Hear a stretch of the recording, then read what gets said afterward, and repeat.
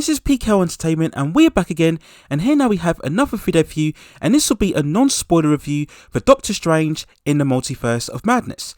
Released on the 6th of May 2022, it stars Benedict Cumberbatch, Elisabeth Olsen, Benedict Wong, Chiwetel Ejoifor, Rachel McAdams, Xochiti Gomez, and it was directed by Sam Raimi.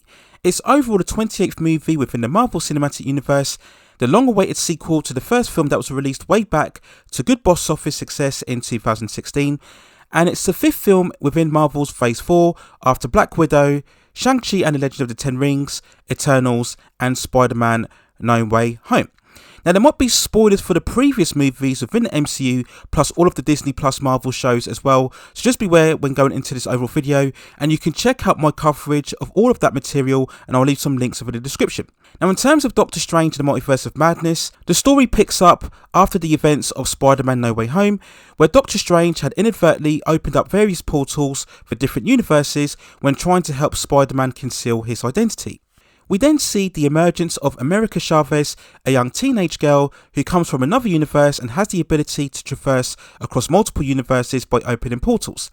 After a meeting with Doctor Strange and Wong, all of them recognise the impending threats that come along with the multiverse. Having battled alongside one another against Thanos, Stephen Strange visits Wanda Maxmoff and asks her to help them deal with the current crisis.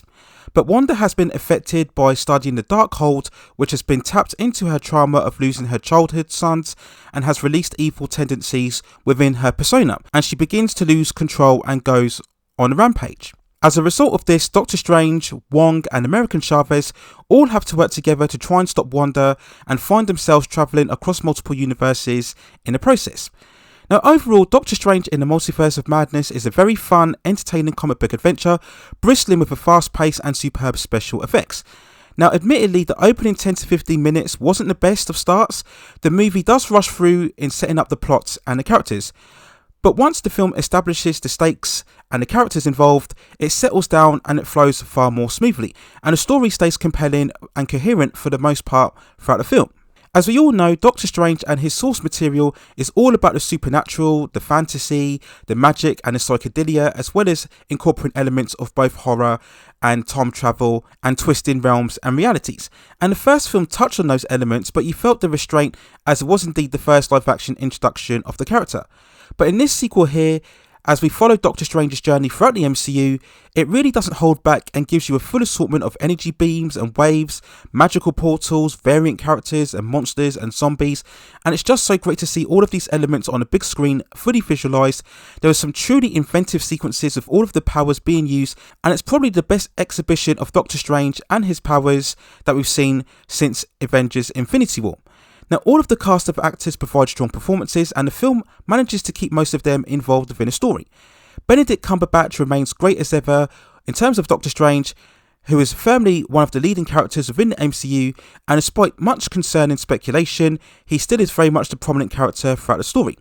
We do focus again on how Strange bends or breaks principles and rules in order to get the job done, and whether he fully appreciates the full ramifications of his actions.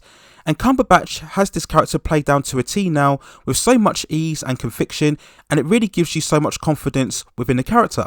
Elisabeth Olsen continues to shine brightly as Wanda, a character we've seen develop ever since Avengers Age of Ultron, and in terms of her performance, she's as compelling as ever and looks absolutely fantastic in a Scarlet Witch costume.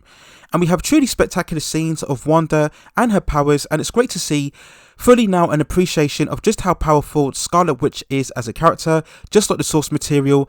And it's clear to see also that if the MCU is going to have another leading female character within the universe after the departure of Black Widow, that is definitely going to be Elisabeth Olsen as Wanda Maxmoff and not Brie Larson's Captain Marvel. We then go on to Xochiti Gomez and America Chavez. Now, we had all of the typical debate when we learned of the character's inclusion about wokeness and agenda, the MCU, and all of those arguments are not warranted at all within this character. America Chavez is established as key to the story early on within the film, and yes, she does work alongside Doctor Strange in the middle part of the story, but she never dominates the plot or undermines Doctor Strange himself. There's no references to her lesbian status or sexual orientation as per the comics, and Gomez is a bright and very likeable presence throughout the film, and I love the visualization of all of her powers, so there's absolutely nothing wrong with this character in terms of the story. and I think so far it's a welcome addition to the MCU. Now, one of the surprises here was Rachel McAdams as Christine, who was very much a token love interest in the first film, but is far more involved than what I ever expected the character to be this time round, and I think it's good overall because I think Rachel Adams is a very good actor. She was very underutilised in the first film, and somehow they managed to find a far more prominent role within the story for Christine, and once again she does have a good rapport and chemistry with Cumberbatch as well. Now, of course, due to the fact that we're in the multiverse territory now, we do get appearances of certain characters from Marvel mythology, as to be expected, following on from the trajectory of Spider-Man No Way Home. Now, to be honest, these appearances didn't feel quite as impactful as what we saw in No Way Home, but they were fine enough and they don't really detract from the main characters overall.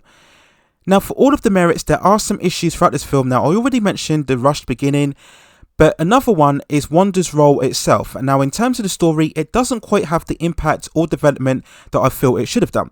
Now, Wanda's involvement does very much seem at odds with her journey, what we saw within WandaVision, and I just think her motivation kind of got lost as we went towards the climax, and I just couldn't quite justify the lengths that she was going to in order to obtain her ultimate goal.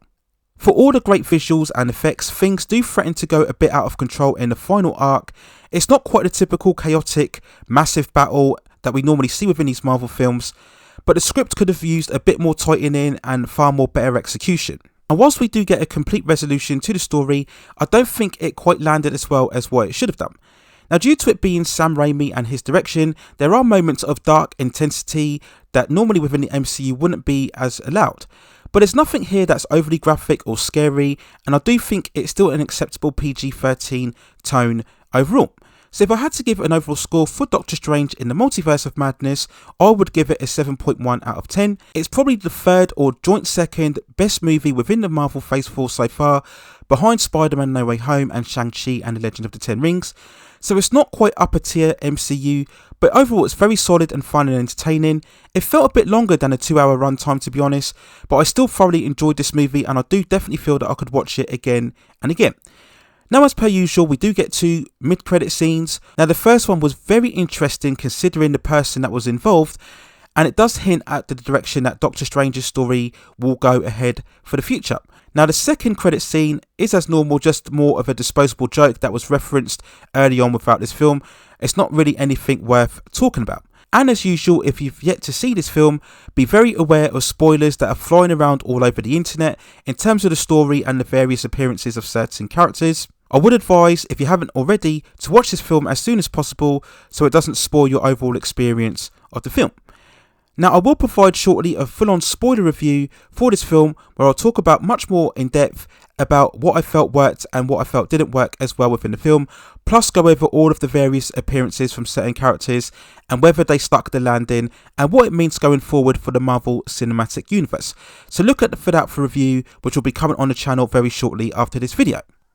So those are my overall thoughts and feelings and review of Doctor Strange in the Multiverse of Madness. Let me know what you think in the comments below.